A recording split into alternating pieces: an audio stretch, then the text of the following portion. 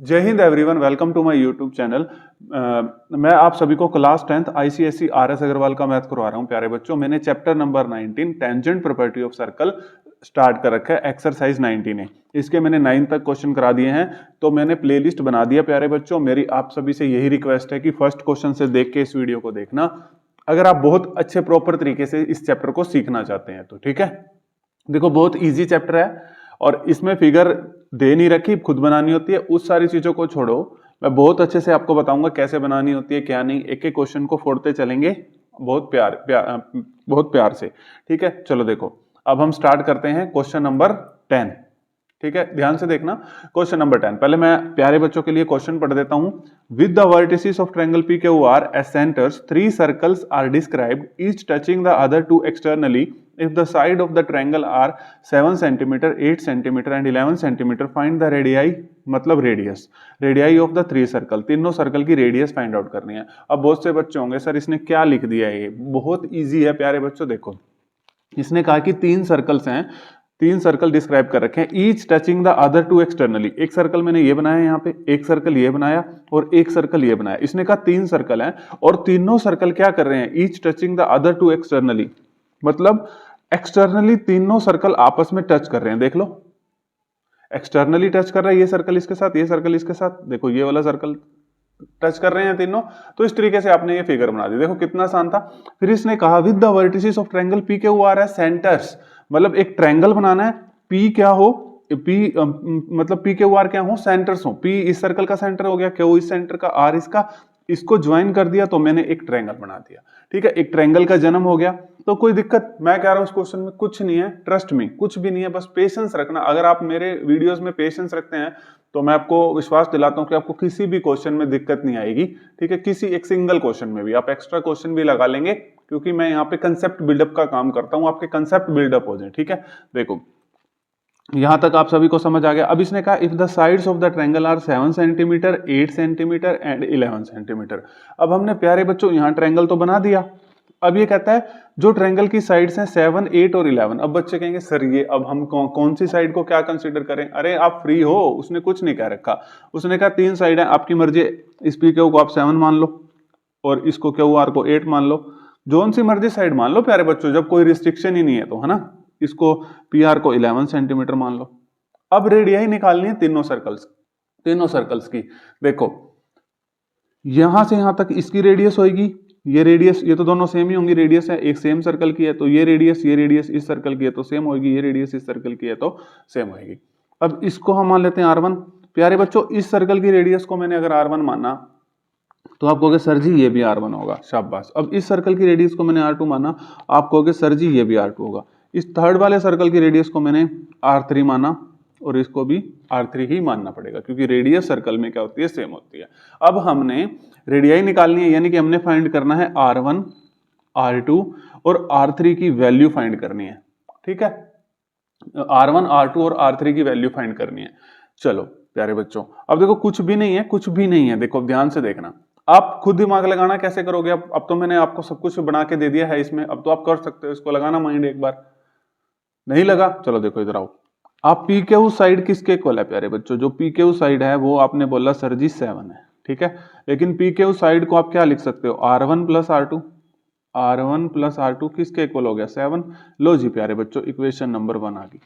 अब ऐसे ही ये PR साइड लिखो, PR साइड को आप क्या लिख सकते हो, 11। अब ऐसे ही R1 plus R3, yes, PR किससे किससे मिलकर बनी हुई है, R1, यहां तक की डिस्टेंस R1, यहां तक की distance R3, R1 plus R3 equal to 11। इसको दे दो इक्वेशन नंबर 2। ठीक है, अब QR कितना है, 8। ये किससे मिलकर बना हुआ है, R2 plus R3, R2 plus R3 is equal to 8। ये 3 इक्वेशन आ गई। अब बहुत से बच्चे ऐसे होंगे R1, R2, R3 नहीं फाइंड आउट करना आता होगा। 3 इक्वेशन आ गई प्यारे बच्चों, और R1, R2, R3 फाइंड करना है। देखो मेथड्स तो बहुत हैं, आप एलिमिनेशन मेथड लगा लो, है ना। इसमें पहले इन दोनों को सोल्व करोगे, यहां से उसमें रिलेशन आएगी, फिर उसमें रिलेशन आएगी। भाई इतनी बड़ी झंझट में नहीं पड़ना। आप ध्यान से सुनिए, मैं ऐड कर देता हूं 1 तीनों इक्वेशन को, सेकंड एंड थर्ड तीनों इक्वेशन को उठा के मैंने ऐड कर दिया।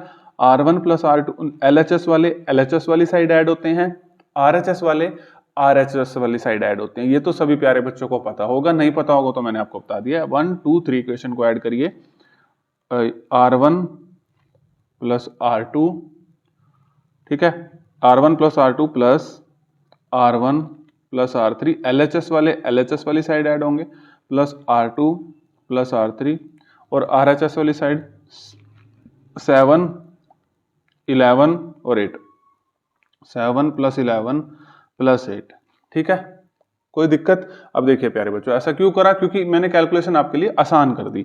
R1 प्लस R1 फटाफट 2R1, yes, R2 plus R2, बहुत अच्छे बच्चे हो आप, प्लस 2R2, जल्दी जल्दी बताओ, R3 plus R3 plus 2R3, ठीक है, 11 और 7 18 होता है, 18 और 8 हमारे पास 26 होते हैं, 26, ठीक है। तो अब यहां से प्यारे बच्चों 2 कॉमन ले लो, 2 common, R1 plus R2 plus R3 is equal to 26, R1 plus R2 plus R3, ये 2 डिवाइड में आएगा, ठीक है। तो देखो 2 कॉमन ले लिया तो R1 plus R2 plus R3, अब ये 2 डिवाइड में आ जाएगा, तो यहाँ बच गया 13, ठीक है। प्यारे बच्चों आपके पास इक्वेशन आ गई एक, यहाँ पर लिखते हैं प्यारे बच्चों के लिए, R1 plus R2 plus R3 is equal to 13, इसको दे देते हैं इक्वेशन नंबर 4, ठीक है प्यारे बच्चों, ये होगी इक्वेशन नंबर 4। अब देखो कितना इजी हो गया अब आपके लिए R1 R2 और R3 को फाइंड आउट करना, बहुत ज्यादा इजी हो गया। R1 plus R2 plus R3 13 दे दिया, इक्वेशन नंबर 4 है ये, कभी 13 माइनस 4 समझ लो, इक्वेशन नंबर 4 13, यहां तक है बस ये तो, ठीक है। तो R1 plus R2 plus R3 equal to 13। अब देखो प्यारे बच्चों, अब आपको पता है R2 प्लस R3 की वैल्यू आपको पता है, कहां पर आई है R2 प्लस R3 की वैल्यू आपको पता है 8, यहां पर पुट करिए। R2 प्लस R3 की जगह ये देखो प्यारे बच्चों, यहाँ पर लिख देना पुट द इक्वेशन जैसे भी करके, भाई इतने तो आप होशियार बच्चे हो ही। तो यहाँ से R1 की वैल्यू आ जाएगी, देखो 8 पुट करा तो 13 माइनस 8, तो 13 में से 8 गए 5, लो जी एक रेडियस तो पता लगी 5, ठीक है। तो R1 तो आ गया अपने पास प्यारे बच्चों, यहाँ पे लिख लेते हैं 5 सेंटीमीटर, ठीक है, प्रॉपर तरीके से लिख लेते हैं, कोई दिक्कत नहीं है।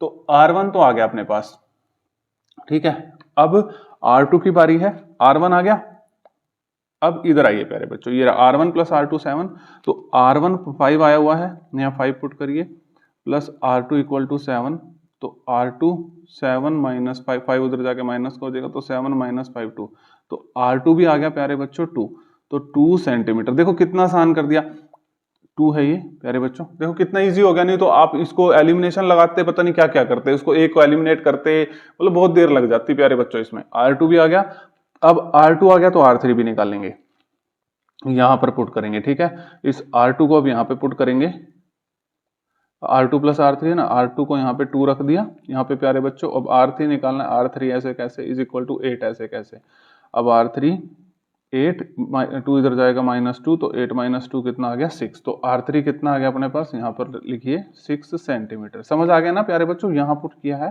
किसी को कोई दिक्कत? R2 की जगह 2 रखा था और R3 इज इक्वल टू 8 था ही, इसी क्वेश्चन में पुट किया प्यारे बच्चों, ठीक है। तो R3 is equal to 8 minus 2 is equal to 6, लो जी मैंने तीनों रेडियस भी निकाल दी, यही कहा था इसने, फाइंड द रेडियाई। प्यारे बच्चों ये रेडियाई इसलिए लिखा हुआ है, रेडियस का प्लूरल है ये, कभी कोई ये रेडियाई और रेडियस, रेडियाई और रेडियस में कोई फर्क नहीं होता, मोर देन 1 रेडियस है तो रेडियाई बोल देते हैं, ठीक है। तो ये रेडियाई होगी, ठीक है, एक अकेली इकलौती होती है तो रेडियस होती, ठीक है, समझ आया? तो इसमें भी कंफ्यूज नहीं होना भाई, इतनी इंग्लिश तो आपको आती होगी कि रेडियस का प्लूरल रेडियाई होता है, नहीं आती तो मैंने बता दी, कोई बात नहीं, इंग्लिश भी सीख लो मैथ के साथ साथ। R1 5 centimetre, R2 2 centimetre, R3 6 centimetre, ठीक है जी। 9 मिनट लग गए हो चाहे 10 मिनट लग गए हो, टाइम मत देखना प्यारे बच्चों, आपको अच्छे से क्वेश्चन समझ आया है कि नहीं, बस ये कमेंट बॉक्स में मेरे को बता देना, ताकि मुझे पता लग जाए कि जो मैं मेहनत कर रहा हूं आपके लिए वो आपको समझ आ भी रहा है या नहीं आ रहा, ठीक है।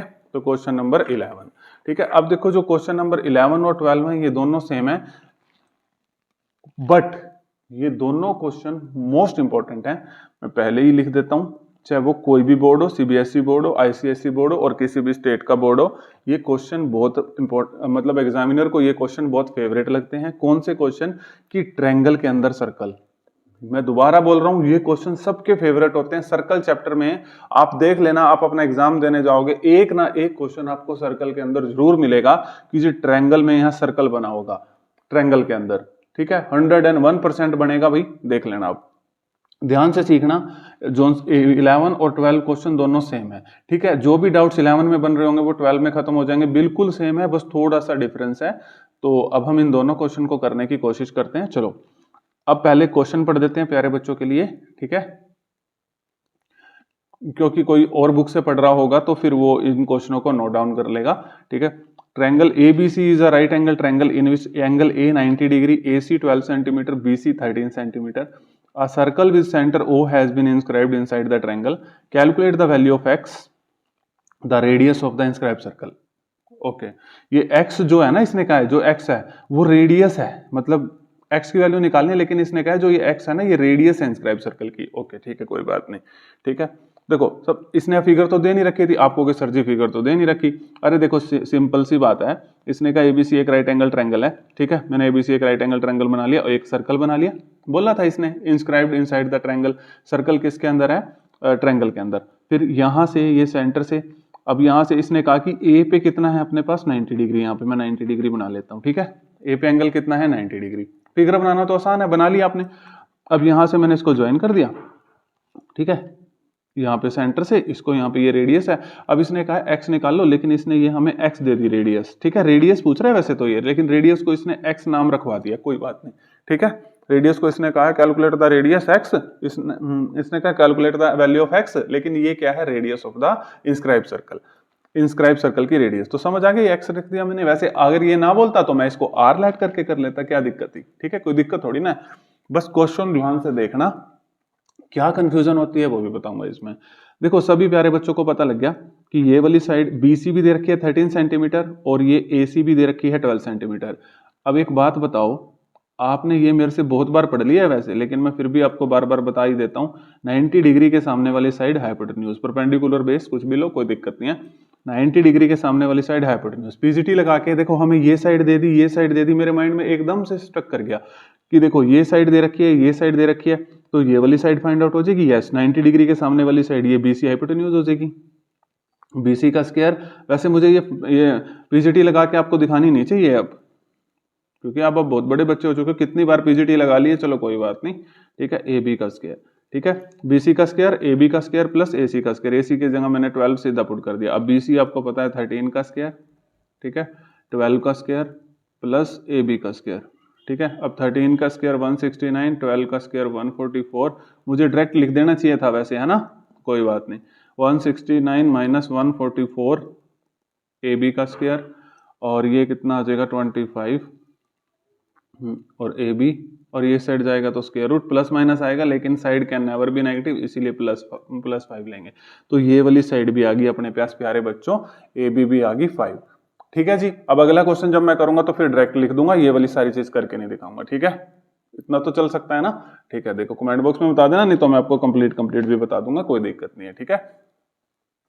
क्योंकि ये PGT आप 1000 बार लगा चुके होंगे यार 10th क्लास में, है ना, कोई बड़ी बात नहीं होती। पेपर में पर आपको दिखाना है कभी सीधा 5 लिख दो, ठीक है, वहां बात नहीं बनेगी प्यारे बच्चों, ठीक है। अब देखो, अब ध्यान से देखना जी, बहुत प्यार से अब देखना, इस क्वेश्चन के अंदर अब कुछ नहीं है, अब इसको हम फाइंड आउट करेंगे। अब यहां पर देखो ये एक क्वाड्रिलेटरल बन गया, इसको भी नाम दे दो DEF दे दो इस पॉइंट को। अब देखो जो ADOE है ये एक क्वाड्रिलेटरल बन चुका है, ठीक है। इसमें कंफ्यूजन क्या होती है बच्चों को वो बताना चाह रहा हूं मैं आपको। देखो अब ये वाली ये ADOE ये अपने पास क्वाड्रिलेटरल बन गया। देखो प्यारे बच्चों ये आपको पता है 90 डिग्री है। अब ये रेडियस के साथ, ये टेंजेंट ही तो है, रेडियस के साथ टेंजेंट कितने डिग्री का एंगल बनाता है? 90 डिग्री का, क्योंकि मैंने आपको थ्योरम बताई थी, radius is perpendicular to tangent. मैंने आपको ये थ्योरम बताई थी ना, देखो दोबारा बता देता हूँ, क्या होगा, 1 सेकंड लग जाएगा। ये टेंजेंट है और रेडियस के साथ कितने डिग्री का एंगल बनाती है? 90 डिग्री का। तो ये रेडियस है, टेंजेंट है, ये भी 90 है प्यारे बच्चों, ये भी 90 है। तो अब साफ पता लग गया ये 90 है, ये 90 ऑलरेडी गिवन था, ये 90 है, तो ये भी कितना होगा प्यारे बच्चों? 90 होगा। वेरी नाइस, ये भी कितना होगा प्यारे बच्चों? 90 होगा, क्योंकि क्वाड्रिलेटरल के एंगल का सम कितना होता है? 360। ये 90 है, ये 90 है, ये 90 है, तो ये भी 90 होगा। भाई अब यहाँ फाइंड आउट करके दिखाऊंगे आपको, अच्छी बात नहीं है ना, आप पेपर में खुद से फाइंड आउट कर देना, ठीक है। लिख देना angle A plus angle D plus angle O plus angle is 360 degree, तो यहाँ से एंगल ओ कितना आ गया? 90 डिग्री। लिख देना, कोई बात नहीं है, ठीक है ना। यहाँ पर लिख देना कि angle A plus angle D plus angle E, मुझे पता था आप लिखवा ही लोगे। Angle O is equal to 360 degree, सबकी वैल्यू पुट करना, यहाँ से एंगल ओ ये सारा फिर प्लस करके माइनस कर देना, यहाँ पे 90 डिग्री लिख देना, ताकि एग्जामिनर आपका एक भी मार्क्स ना काट सके। ठीक है, अगर ये क्वेश्चन एमसीक्यू में आया हुआ है, बिल्कुल आ सकता है भाई ये एमसीक्यू में, कोई आप क्या है, ये कोई बड़ी तोप थोड़ी है, फटाफट से फाइंड आउट ही तो करना है और ले, तो उस टाइम आपने ये सब चीजें नहीं करनी होती। मैं देखता हूं कई बार बच्चों को कि एमसीक्यू कर रहे होते हैं और सारी चीज लिख देते हैं। अरे भाई ये हरकतें नहीं करनी, आप पेपर कैसे कंप्लीट करके आओगे, आप लोग पेपर कंप्लीट कर ही नहीं सकते। जब एमसीक्यू आया हुआ है तो आपको इतनी चीजें माइंड में खेलनी होती हैं, या हल्का हल्का सा लिखो। अब ये पूरा फॉर्मूला लिख रहे हो यार, मतलब ये बात अच्छी नहीं है, तो इसको सुधार लेना जो भी स्टूडेंट्स ये करते हैं। ठीक है, देखो अब कहां तक आए थे हम, ये भी 90 ये भी 90। अब आपको ये पता लग गया जी, देखो अब ध्यान से देखना। अब कुछ बच्चे इसको सोचते हैं कि ये रेक्टेंगल है, ठीक है, मैं वही कंफ्यूजन दूर करना चाह रहा हूं। देखो अब रेक्टेंगल और स्क्वायर, ये अब यही एक मेन टास्क रह गया। ये रेक्टेंगल है, ये स्क्वायर है, ये स्क्वायर है, मैं बताता हूं आपको कैसे। देखो 90 डिग्री रेक्टेंगल में क्या होता है, चारों एंगल अगर 90 डिग्री आ जाए, और रेक्टेंगल में क्या होता है, ये वाली साइड इसके इक्वल होती है और ये वाली साइड इसके इक्वल होती है। अब जो स्क्वायर होता है, ध्यान से देखो भाई, कंफ्यूजन नहीं रहनी चाहिए। अब ये वाली बात इस क्वेश्चन में बता दूंगा, 12 में नहीं बताऊंगा भाई, 12 में क्योंकि सेम है, यहां पर मैं आपको सारा समझा दूंगा, 12 में तो मैं डायरेक्ट लिख दूंगा प्यारे बच्चों। ठीक है, हाँ, अब स्क्वायर में ये सारी साइड आपस में इक्वल होती हैं, ठीक है, और 90 होता है। अब बच्चे यहाँ कंफ्यूज हो जाते हैं यार, बच्चे यहाँ कंफ्यूज हो गए, इसको अब इसको मतलब इसको रेक्टेंगल मानने या स्क्वायर मानने। ठीक है, अब वो कंफ्यूज हो जाते हैं। तो मेरी बात सुनो, अगर किसी भी रेक्टेंगल में, देखो अगर किसी भी रेक्टेंगल क्वाड्रिलेटरल में दो एडजेसेंट साइड इक्वल आ जाए ना, तो वो स्क्वायर होता है। कैसे, देखो करने के तरीके बहुत है, लास्ट में एक और तरीके से भी बताऊंगा मैं आपको। अब ध्यान से देखना, इसमें क्या दिक्कत आ रही है, इसमें ये दिक्कत आ रही है कि इसमें एडजेसेंट साइड इक्वल हो रही है, ये वाली साइड इसके इक्वल हो रही है। तो ऐसा तो रेक्टेंगल में नहीं होता, रेक्टेंगल में ये वाली साइड तो इसके इक्वल नहीं होती, ये तो स्क्वायर में होती है, ये वाली साइड इसके इक्वल स्क्वायर में होती है ये तो, यानी कि रेक्टेंगल तो ये नहीं है। बताओ, क्योंकि ये वाली साइड इसके इक्वल नहीं हो सकती। 90 डिग्री की कंडीशन फॉलो कर रहा है, मैं इसे डिनाई नहीं कर रहा, ये फॉलो कर रहा है। लेकिन भाई रेक्टेंगल में अपोजिट साइड से इक्वल होती है, ना कि एडजेसेंट साइड इक्वल होती है। ठीक है, तो भाई साहब रेक्टेंगल की कैटेगरी से तो गया, अब ये स्क्वायर है। अब किसी भी क्वाड्रिलेटरल में अगर दो एडजेसेंट साइड और सारे एंगल 90 डिग्री होते हैं ना, तो वो स्क्वायर हो जाता है। ठीक है, देखो अब ये साइड इसके इक्वल है प्यारे बच्चों। ठीक है, अब आप मान लो इसको रेक्टेंगल मान रहे हो थोड़ी देर के लिए, तो ये वाली साइड इसके इक्वल होगी, यानी कि देखो अब ये वाली साइड इसके इक्वल है। अब मैंने आपको बताया है कि किसी भी क्वाड्रिलेटरल में अगर दो एडजेसेंट साइड इक्वल होती है ना, ये नोट कर लेना, तो ये स्क्वायर बन जाता है। तो अगर ये साइड एक्स है तो ये भी एक्स हो जाएगी और ये भी एक्स हो जाएगी।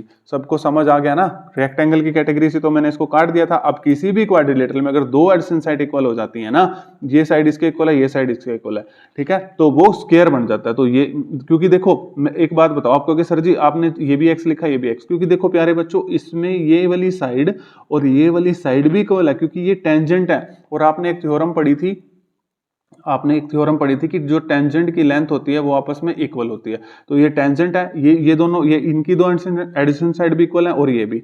तो अब देखो ये भी इक्वल है और ये भी इक्वल है। फिर मैंने अब देखो ये इसके अपोजिट ये है, तो मैंने इसको x, तो ये इस सारी साइड से मैंने क्या मान ली, x। तो क्योंकि मैंने आपको अभी बताया ना, इसको और इसको x मैंने क्यों मानना, सिंपल सी बात है, मैंने अभी समझाया। देखो रेक्टेंगल की कैटेगरी से तो ये गया, मैंने अभी आपको समझाया कि किसी भी अगर क्वाड्रिलेटरल में दो एडजेसेंट साइड इक्वल हो जाती है ना, तो वो स्क्वायर बन जाता है, अगर 90 डिग्री एंगल भी हो तो।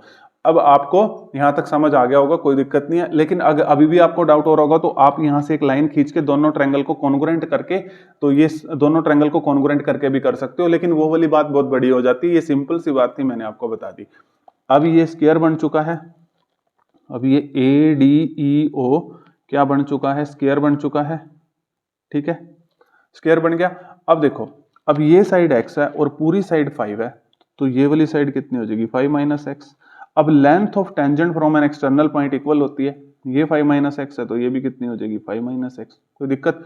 अब ये वाली साइड AEX है और पूरी AC 12 है, तो ये कितनी हो जाएगी, 12 - x। ठीक है, क्योंकि पूरी AC 12 है, ये x है, तो ये कितनी होगी, 12 - x। अब लेंथ ऑफ टेंजेंट इक्वल होती है, ये 12 - x है, तो ये भी 12 - x होगी। किसी को कोई दिक्कत हो तो बताओ। अब भाई साहब रेडियस 1 सेकंड में आ जाएगी। अब ये एमसीक्यू आया है तो बिल्कुल आसान था यार, ये एमसीक्यू आया हुआ है तो अगर इसमें कोई बड़ी बात नहीं है। लेकिन ये क्वेश्चन आएगा तो ये 5 मार्क्स में भी आ सकता है भाई, नोट डाउन कर लेना, 3 मार्क्स या 5 मार्क्स में पक्का आ सकता है। अब देखो, अब आपको पता है, अब हमने x की वैल्यू निकालनी थी, अब बहुत जल्दी x की वैल्यू आ जाएगी, कोई दिक्कत ही नहीं है।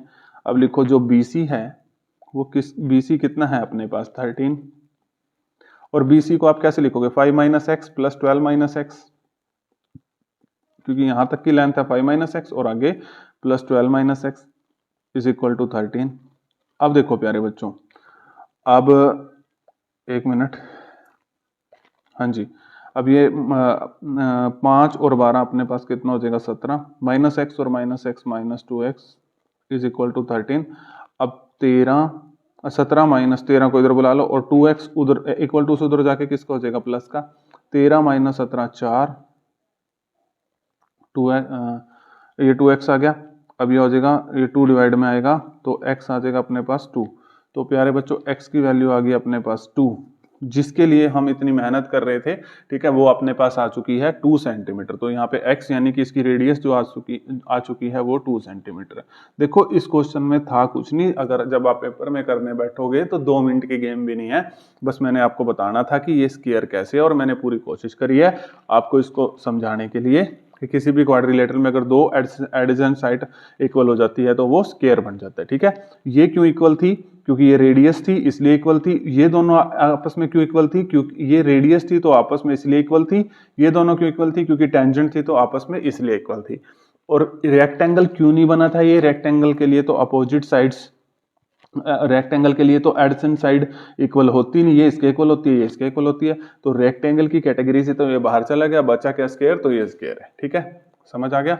अब जो क्वेश्चन नंबर 12 है बिल्कुल सेम है, बिल्कुल सेम है, इसमें कोई दिक्कत ही नहीं है, ठीक है।